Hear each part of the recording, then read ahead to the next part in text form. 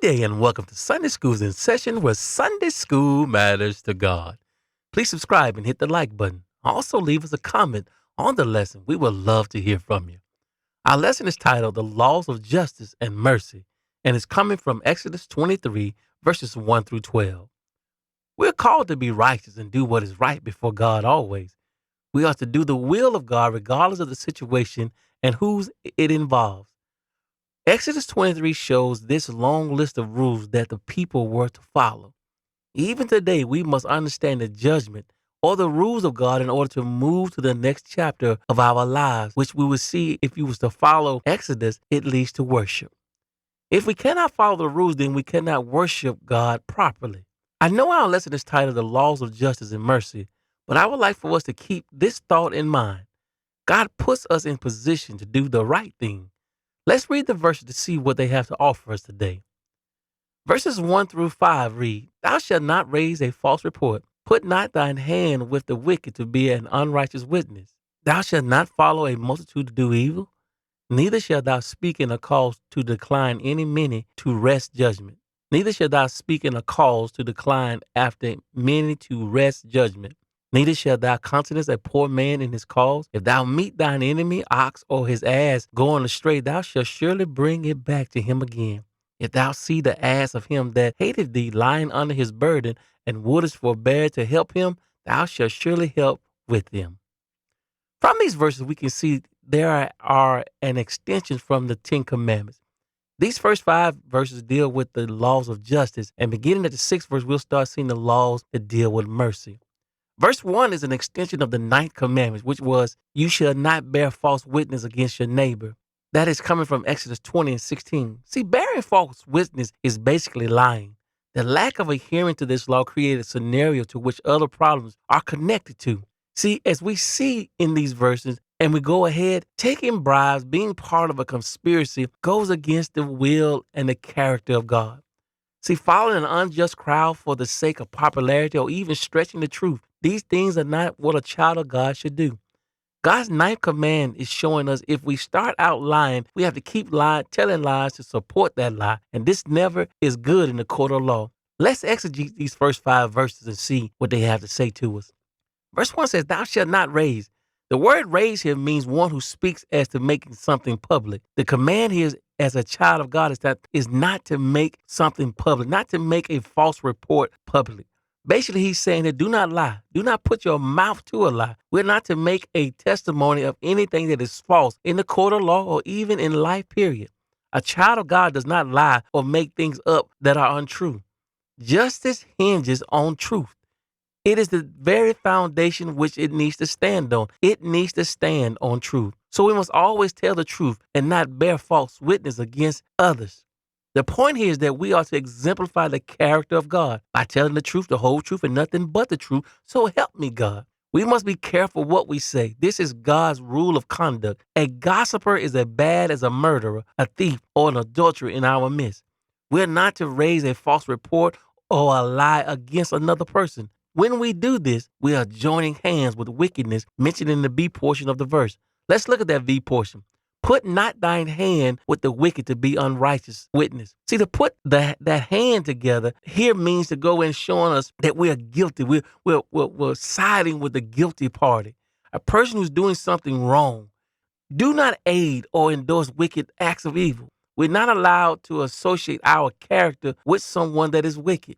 Wickedness is defined as one who disregards justice, righteousness, or truth or honor. A wicked person is one who does evil with a purpose. They do it with the intent to sin. They practice unrighteousness. And what does light have to do with darkness? Nothing.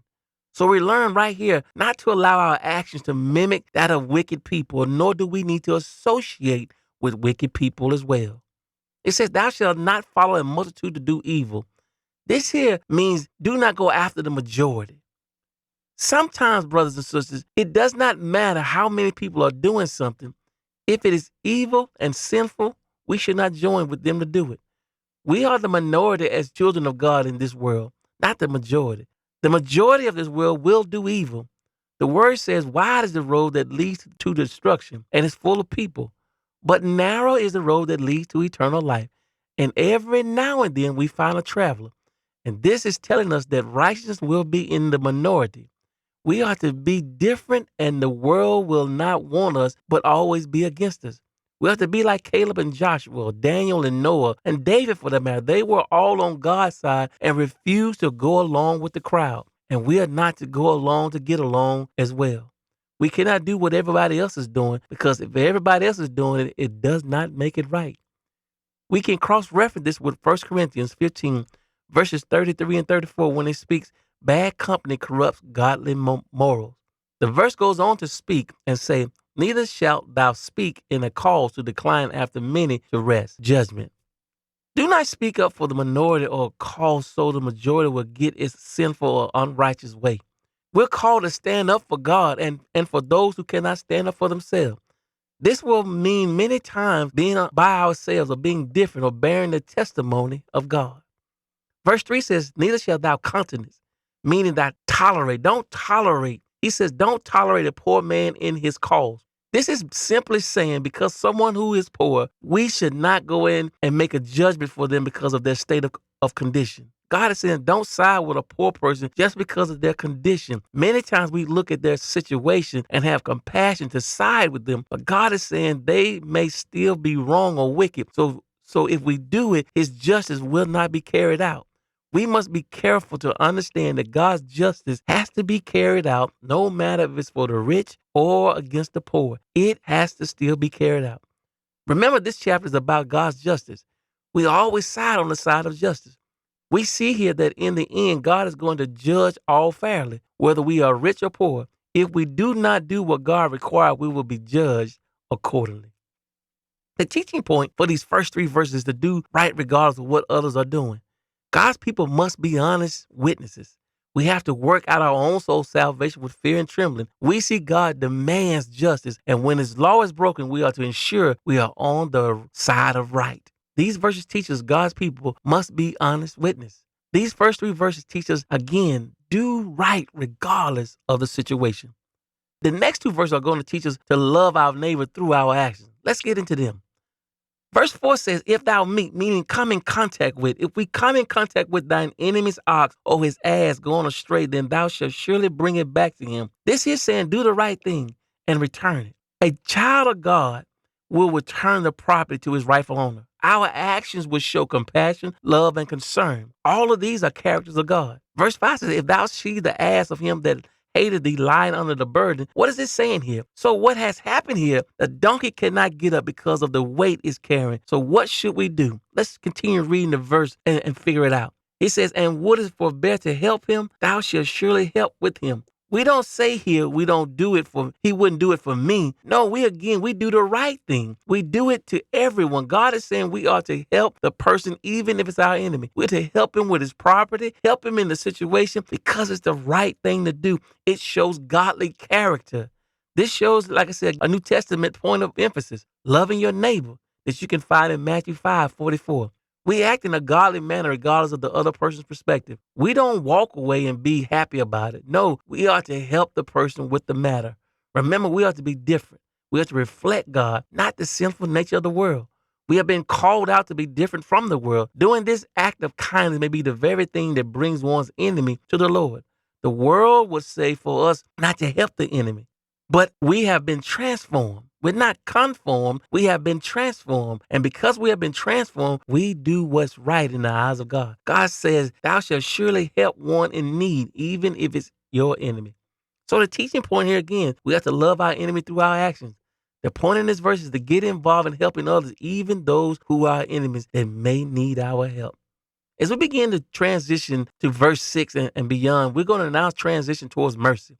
What is the biblical definition of mercy? It is to be spared or rescued from judgment, harm, danger, or trouble. Let's get into the verses and begin to see what it says. Verse 6-9 reads, thou shalt not rest the judgment of thy poor in this cause. Keep thee far from a false matter, and the innocent and righteous slay thou not. For I will not justify the wicked, and thou shalt take no gift, for the gift blindeth the wise, and perverted the words of the righteous. And thou shalt not oppress a stranger, for ye know the heart of a stranger, seeing ye were strangers in the land of Egypt. God is saying here, God shows concern for his people in these here verses 6-9. He says, thou shalt not rest. That means stretch out or pervert or prevent. the judgment of thy poor in this cause. God says, do not overlook justice to be done even to the poor. Don't overlook it or downplay it. Justice must be done. We must treat people fairly. We have to treat people fairly. Many of the great problems in this world today is caused by injustices, which have led to revolts, revolutions, wars, and slavery. If we all seek to get along and love like God demands, this world would have peace. But when we allow the enemy to get into the details of things, then we have separation and hatred. Mercy will not be given nor shown. Verse 7 says, keep thee far from false matter. God is saying, don't associate, be involved, or participate in false matter. No, this is something that could be used for the age. This means we should not stay close to the line between right and wrong. Do not give any appearance of evil. God is saying we need to think before we act because our actions are a reflection of Him. Ask ourselves, will this bring about negativity on me and my walk with God?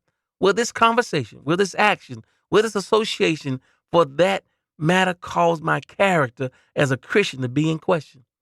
He says further in the verse, the innocent and the righteous slay thou not, for I will not justify the wicked.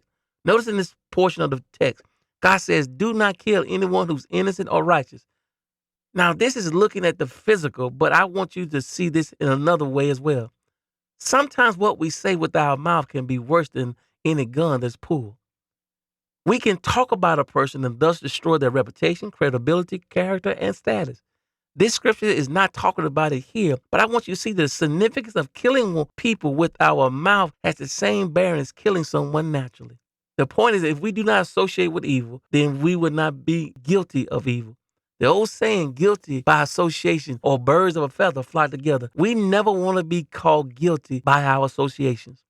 And he says, and thou shalt take no gift, meaning bribe. Notice this is the second part of the text where God says a bribe will do. He says the gift blinded the wise and perverted the words of the righteous. He says bribes blind or cloud a person's perspective. And watch this last part because it happens in the church still today. A bribe will distort the word of righteousness.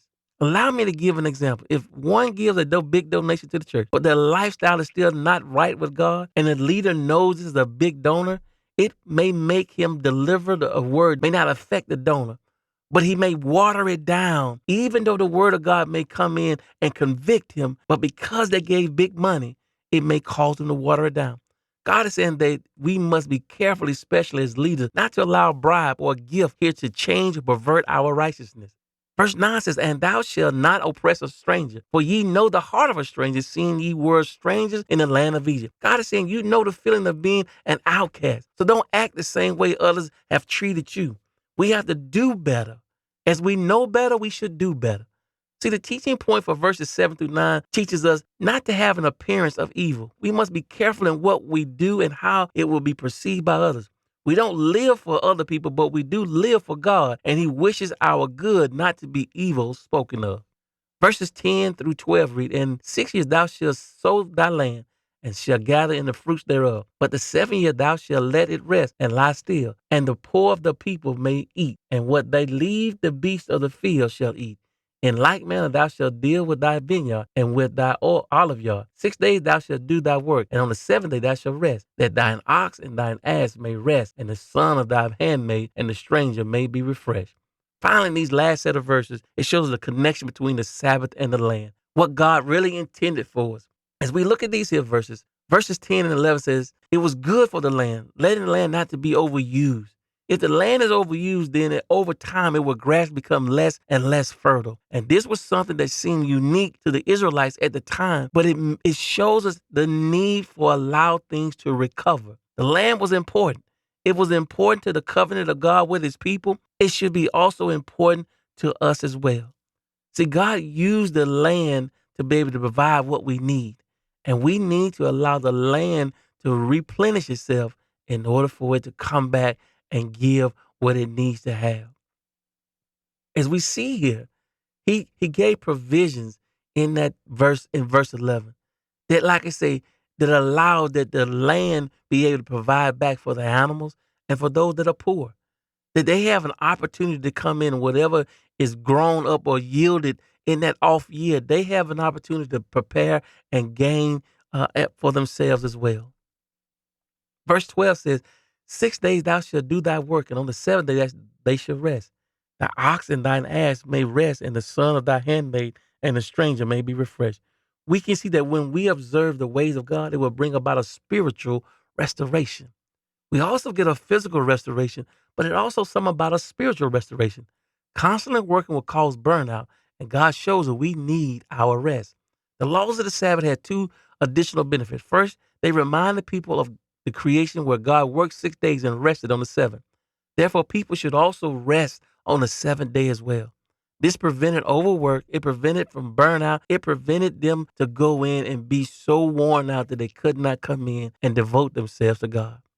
It also protects the servants, workers, and the animals from overwork as well. This is a reminder that not only the landowners or those who tilled the land needed time off, but also the workers, also the animals. Everyone needs rest so they did not burn out. This has been a great lesson today as we looked at justice and mercy. So, in conclusion, we see how justice and mercy both go hand in hand. We are to stay on the side of right and understand the mercy God gives us in His Word. I hope you've enjoyed the lesson. May God bless you. And please come back next week, same time, same channel. Be blessed now.